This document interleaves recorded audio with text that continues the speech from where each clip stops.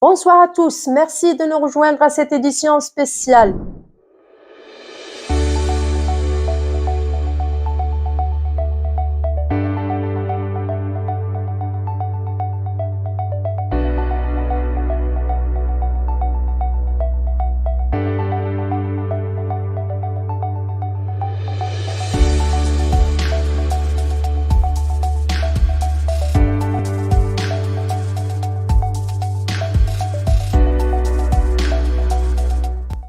Communiqué du cabinet royal, le secrétariat général du Parti Justice et Développement a récemment publié une déclaration contenant des dépassements irresponsables et des approximations dangereuses concernant les relations entre le Royaume du Maroc et l'État d'Israël en lien avec les derniers développements dans les territoires palestiniens occupés.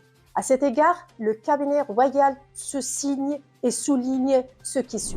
Premièrement, la position du Maroc envers la question palestinienne est irréversible et elle constitue l'une des priorités de la politique étrangère de Sa Majesté le roi Amir Mouminin et président du comité El-Quds, qui la place au même rang de l'intégrité territoriale du royaume. Il s'agit d'une position du principe constante du Maroc, qui ne saurait être soumise aux surenchères politiciennes et aux campagnes électorales étriquées. Deuxièmement, la politique extérieure du royaume est une prérogative de Sa Majesté le roi, que Dieu l'assiste en vertu de la Constitution, que le souverain exerce conformément au constat national suprême de la patrie. Et à leur tête, la question de l'intégrité territoriale. Troisièmement, les relations internationales du royaume ne peuvent être l'objet de chantage de la part de quiconque et pour quelque considération que ce soit. Particulièrement de ce contexte mondial complexe, l'instrumentalisation de la politique extérieure du royaume dans un agenda partisan interne constitue ainsi un précédent dangereux et inacceptable. Quatrièmement, la reprise des relations entre le Maroc et Israël a été effectuée dans des circonstances et dans un contexte que tout le monde connaît.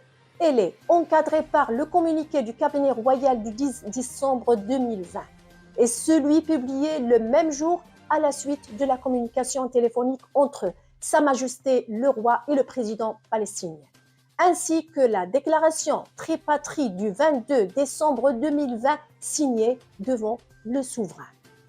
Les forces vives de la nation, les partis politiques ainsi que certaines personnalités de premier plan, de même que certaines instances associatives militant pour la question palestinienne, avaient alors été informés de cette décision pour laquelle ils avaient exprimé leur adhésion et leur engagement. Et c'était le mot de fin de cette édition spéciale. Et merci à vous de nous suivre et à très bientôt. Nadia El Wajib, Mamar Al Jazeera.